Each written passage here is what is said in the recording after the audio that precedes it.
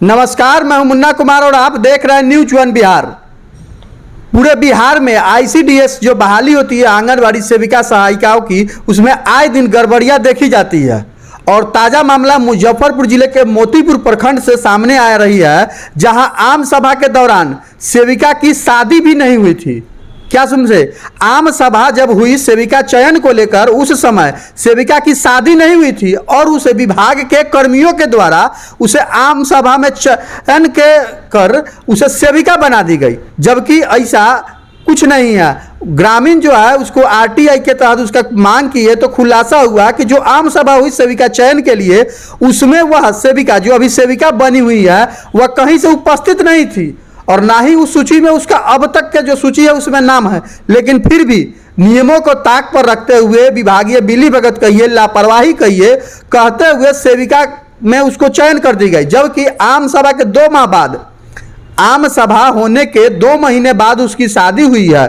उसके लेकर गांव के जो ग्रामीण है वो शिकायत की है आईसीडीएस कार्यालय में और कार्रवाई की मांग की है। तो हम इससे समझेंगे क्या मामला है, क्या हकीकत है, क्या जानकारी है इनके पास, क्या मांग किए हैं सीडीपीओ से। बताया जाए क्या मांग किए हैं, क्या मामला है आपका?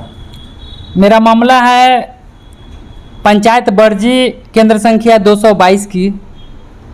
आज एक लिखित आवेदन हम बाल विकास परियोजना कार्यालय मोतीपुर को दिए हैं, जिसमें हमने केंद्र संख्या 222 पर कार्यरत सेविका नेहमत परवीन के बहाली के संबंधित जो भी लिखित आवेदन दिए हैं, उसमें हम आपको बता दें कि 3/2/2004 को सेविका बहाली प्रस्तावित आम सभा में मांगी गई आवेदन पत्र में नेहमत परवीन का कहीं भी नाम उस पंजी पर दर्ज नहीं है। उसके बाद भी उसको सेविका के लिए चयन कर उस केंद्र पर उसको चयनित कर सेविका के रूप में अभी कार्य कर रही है। अच्छा, जब आम सभा हुआ उस समय उपस्थित नहीं थी, उस पंजी में भी उसका नाम नहीं है? नहीं। नेहमत परवीन का जो नाम नहीं है, तो फिर उसकी ज्वाइनिंग कैसे हो गई, बहाली कैसे होगी, कुछ है जानकारी इस पर? ये तो विभाग बताएगी कि बहाली कैसे हुई। हमको तो जो उपलब्ध कराया गया है उससे स्पष्ट दिखता है कि उस बहाली संबंधित एक लेटर आपको बता दें कि पत्रांक 167 में कार्यालय बाल विकास परियोजना पदाधिकारी बौंडाज मोतीपुर के द्वारा उपलब्ध कराया गया है दिनांक 22/5/2010 को, जिसमें लालबाबू राम को उपलब्ध कराया गया था। इस लेटर में क्या है? इस लेटर में आपको वर्तमान केंद्र 222 से संबंधित जो भी बहाली है उस संबंधित पेपर है। इसमें आपको 3/2/2004 के संबंधित आम सभा में जो भी सेविका का चयन हुआ है उसमें 10 सेविका का चयन हुआ था। आवेदन होगा ना, ये लोग आवेदन किए थे, 10 आदमी लोग आवेदक थे उसमें। 10 मतलब 10 वार्ड में जो 10 10 वार्ड का एक साथ आम सभा हुई थी। अच्छा, उसमें एक ही दिन 3 आपको उसका टाइम है 3 फरवरी 2004 को, सेम डेट। अच्छा, 3 फरवरी 2004 में जो बहाली हुई उसमें 10 सेविका का चयन पत्र दिया गया। अच्छा, उसमें 10 में 9 का जो पेपर उपलब्ध बाल विकास परियोजना मोतीपुर के द्वारा जो कराया गया उसमें 9 आदमी का जिक्र है, जिसमें नेहमत परवीन का जिक्र नहीं है, कहीं पे नहीं है। तो फिर उनकी बहाली हो गई, तो इस पैसा पता कैसे चला गया जो उनकी बहाली हो गई, ऐसा कुछ? जबकि वहाँ उस केंद्र के लिए जो वहाँ बहाली के लिए आवेदिका जो थी मंजू कुमारी, वो वहाँ बहाली के लिए आवेदन दी थी। उस बहाली में उस आम सभा में वो वहाँ उपस्थित थी, लेकिन वहाँ किसी कारणवश वहाँ पदाधिकारी के द्वारा पैसा मांगा गया, उसमें वो सक्षम नहीं हुई और इसलिए उसका नाम छांट करके और नेहमत परवीन को बहाली कर दी गई। जो अनुपस्थित थी उनका बहाली हो गया। बिल्कुल। तो क्या शादी उनकी कब हुई थी? आप बता रहे थे कि 2 माह बाद शादी हुई थी। शादी उनकी मई महीना में हुई, 4 मई में हुई जी। और ये बहाली 3 फरवरी 2004 का आम सभा में उपस्थित नहीं थी। जो विभाग के हम नहीं कर रहे हैं, ये विभाग के द्वारा उपलब्ध कराया गया लेटर में दर्शाया जा रहा है कि उनकी उपस्थिति वहाँ नहीं थी। उसके बाद भी उस केंद्र पर वो अभी सेविका के रूप में कार्यरत है। अच्छा, ये आज जो आवेदन आप दिए हैं सीडीपीओ को, मोतीपुर सीडीपीओ, उसमें क्या मांग किए हैं आप? क्या है आपका उस आवेदन में?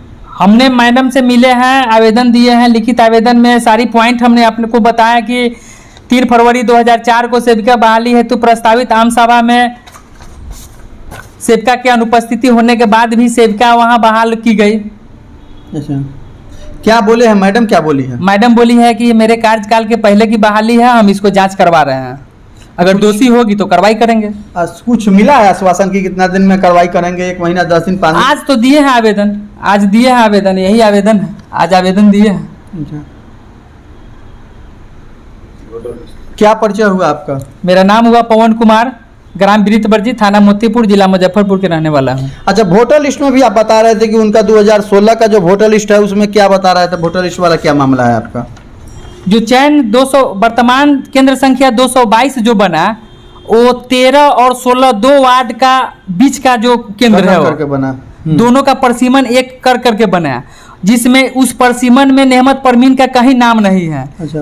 और उस परसीमन से, उस पोषण क्षेत्र से, उस वार्ड से अलग इनका घर है, जबकि जो 2016 के वोटर लिस्ट में वार्ड संख्या 14 में इनका नाम आपको क्रमांक 408 पर दर्शाया गया है, जो आपको दिखा रहे हैं। 2016 के वोटर, उसके पहले वाला वोटर लिस्ट में उनका नाम था कि नहीं था? उनके पहले वाला भी वोटर लिस्ट में नाम अगर उनका है तो 14 में ही है। अच्छा, यानी आपका कहने का उनका जो कार्य क्षेत्र है, पोषण क्षेत्र है, उससे बाहर, बिल्कुल बाहर है, उसको अभी भी जांच कर लिया जाए। अच्छा, उस समय जो आवेदनकर्ता जो थी सेविका पद के लिए जो आवेदन की थी, उसमें सब पोषण क्षेत्र से कोई थी कि नहीं थी? मंजू कुमारी थी, पोषण क्षेत्र की। बिल्कुल, वहाँ वो आपको बता ही दिए हैं कि वहाँ पदाधिकारी के द्वारा वहाँ पैसा का उगाही के लिए कहा गया, वो उसमें सक्षम नहीं थी, उसका बहाली नहीं किया गया। अच्छा, क्या कहेंगे इसे? पदाधिकारी की लापरवाही कहेंगे कि मनमानी, क्या कहेंगे? नहीं, पदाधिकारी का लापरवाही है, मनमानी, अपने मनमानी के तहत वो बहाली किया गया है। जबकि हम आज CDPO मैम से एक लिखित आवेदन दिए हैं, हम बोले हैं कि आप जांच कीजिए, अगर आपके स्तर से ये जांच कर कार्रवाई नहीं होगी तो फिर हम आगे बढ़ेंगे, DPO के यहाँ जाएंगे, फिर उसके ICDC डायरेक्टर से मिलेंगे, सारी बात को वहाँ रखेंगे। जबकि इसी बहाली संबंधित एक आवेदन कोर्ट को भी दिया गया था। अच्छा, क्या हुआ था कोर्ट में? कोर्ट में भी बताया गया है कि नहीं, इस बहाली को अपने मनमानी ढंग से पदाधिकारी लोग किए हैं, उसमें कोर्ट का भी डायरेक्शन है, जिसमें आपको उसके आलोक में एक आवेदन भी दिया गया है। आपको बता दें कि 9/2/2008 को अखबार हिंदुस्तान के 9वें पेज पर इसकी सूचना दी गई थी, कोर्ट के द्वारा डायरेक्शन जो दी गई है। अच्छा। उसको 9/2/2008 को हिंदुस्तान अखबार में इसको छापा गया था, जो कोर्ट का स्पष्ट रूप में कहा गया था कि नहीं, जो बहाली हुई है वो मनमानी ढंग से किया गया है और इसके फिर से जांच कर पुनः जो गलती किया है उस पर कार्रवाई करें। क्या मांग करते हैं प्रशासन से आप? हम मांग करते हैं कि इसकी जांच हो और जो गलत है उस पर कार्रवाई हो, FIR हो, इसको चयन मुक्त किया जाए और उस वरीयता सूची में जो मंजू कुमारी थी उसको वहाँ के सेविका के रूप में चयनित किया जाए।